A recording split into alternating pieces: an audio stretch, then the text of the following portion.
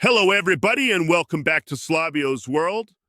Man, it is getting crazy out there. You can bounce from one story to the next. You can't keep up. I do appreciate you listening today and spending a few moments in this crazy world with me. I really do appreciate you. This video that you're about to watch was found at the right Melissa on X, and thank you for posting. If you truly listen to the words of this man and visualize and feel his message, each sentence, he is speaking, it's almost like he's speaking like a child that was abducted as a kid, and the police finally discovered him years later. I know a lot of people think, oh, that's Venezuela, they voted for that or they wanted that. No, they didn't. They didn't want any of it. And listen to this message, because this is what they're trying to do to America. The left is beating the drum for this. And make no mistake, you do not want to have to someday make your own video in the future like this. Let's take a look. An American, I got some shit to say. My family, my parents, my sister, my extended family, all lost everything. Their work, their savings, their investments, gone. Wiped out by a narco-dictatorship that has held Venezuela in a death grip for over 25 years. And what happened to my family has happened to millions, and yes, millions. I think that this is the element that these young leftist kids in America don't understand. They will not live in a better world. It will be equally bad for all, and it's horrible. It shows how valuable the legacy media is to the left. They really have convinced people to fight against their best interests. The Venezuelan exodus is the second largest displacement crisis on earth after Syria. This is not just a tragedy. It is one of the great humanitarian disasters of our time. But the suffering doesn't end there.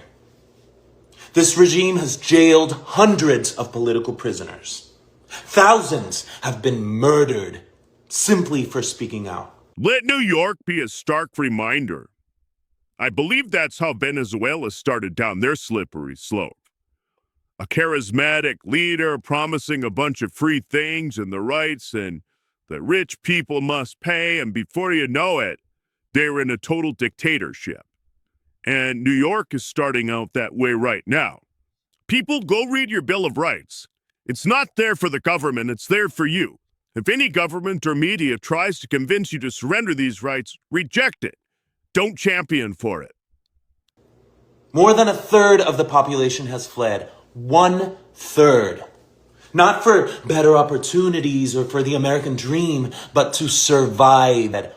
This brings up an interesting thought. If this happened in America, where would we flee to? Leave a comment below. To live, because staying often means death. And while the world may see Venezuela as a collapsed state, what it is in reality is an occupied one. Our territory, our natural resources, and our institutions have been overrun by hostile foreign powers. Iranian militias, Chinese corporations, Russian intelligence, all exploiting our country with impunity. Are you paying attention? Does any of this sound familiar to you? It should. Venezuela is no longer just a local crisis. It is now a geopolitical threat that endangers the entire Western Hemisphere. It has become a launchpad for an authoritarian expansion in the Americas. This truly is unbelievable. You're witnessing one of the more miraculous moments in history. Think about it for a moment. If you listen to what he just said, if all of it's true, you'd be blocking the globalist growth and assets to control the West. You're interrupting major drug supplies to the West and removing a dictator from power and freeing a population. I did not have that on my New Year's bingo card.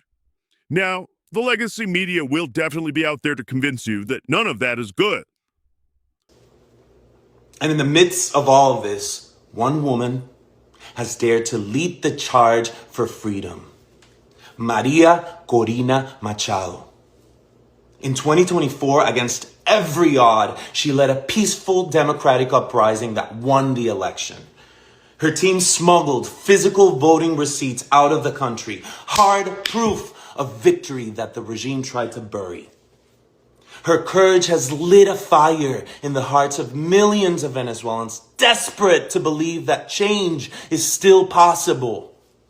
Sounds like a movement here in America and other parts of the world right now. But now some have questioned her decision to dedicate her Nobel Prize to Donald Trump. Okay, I get that. But here's the truth. It was a brilliant strategic move in the global chessboard of politics. Maria Corina is no fool. She knows exactly the kind of man Trump is. She knows how much he campaigned for it, loudly and relentlessly, to win that very same prize. She knows how symbolic and personal that recognition is to him. And precisely because of that, she understood that this gesture might be the thing that keeps his attention focused on Venezuela at a time when U.S. presence and pressure in the Caribbean is rising. It does go to show that we all do make a difference. You'd never know how or what the effect will be, but if you stay good, try to protect freedom and do what's right, sometimes you can have a breakthrough. This also applies to the left, and they are fully aware of that. They use it against us. They use our compassion, our desire for everybody to do well, and they manipulate those feelings to obtain their power. It works. It's why they don't stop using it as a tactic. She didn't dedicate that award to flatter him. She did it to protect and preserve the one kind of power that could help shift the course of history. Because for her, this isn't about pride. It's not about optics. It's about freedom. And let's be very clear. Maria Corina is not asking for the U.S. to invade Venezuela. She's not campaigning for war. Venezuela is already invaded. It is held hostage by a narco state, overrun by foreign agents and enemies of democracy, Russians, Iranians, Chinese, all operating freely, weaponizing our land and resources to expand their influence across Latin America.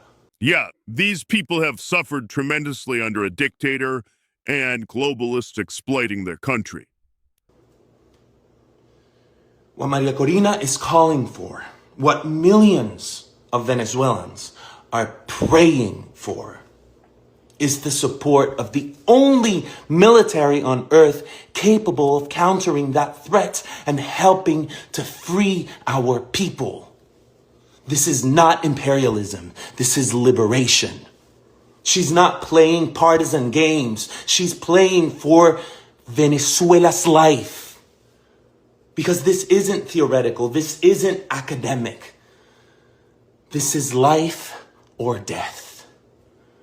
So yes, it is time to honor her bravery, but more importantly, it is time for the world, especially the free world, to recognize what's at stake. The fight for Venezuela is a fight for freedom, for democracy, and for the stability of an entire continent. If we truly care about liberty, human dignity, and peace in the Americas, then Venezuela's fight must matter to all of us. It feels like the media covers the horror stories these countries and citizens go through under these dictators. It creates nothing but crime, poverty, shortages, and unbearable living conditions that even the most grandstanding leftist in America couldn't tolerate for a weekend. I don't know if these people can ever be reached. Really, if they really understood what they are rebelling or championing for, they would feel quite foolish. I suppose that's where the term useful idiot comes from. You know, we should all be trying to preserve freedom and make it flourish. It's much easier than missing it when it's gone. Thank you for watching Slobio's World. Hit that subscribe button like you're